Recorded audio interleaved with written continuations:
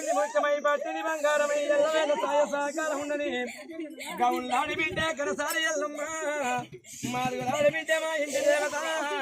పుట్టల పుట్టిన తల్లి భూలోక జలము లోపల పుట్టిన వీర ఎల్లమ్మ కల్లేరి గ్రామం కల్లేరి మండలం లోపల వనంగా కలిసి ఉండాలి రేణుక ఎల్లమ్మ దేవాన దేవతలకు హరియాణ దేవతలకు అడవిల్లవ తల్లి చల్లకుండల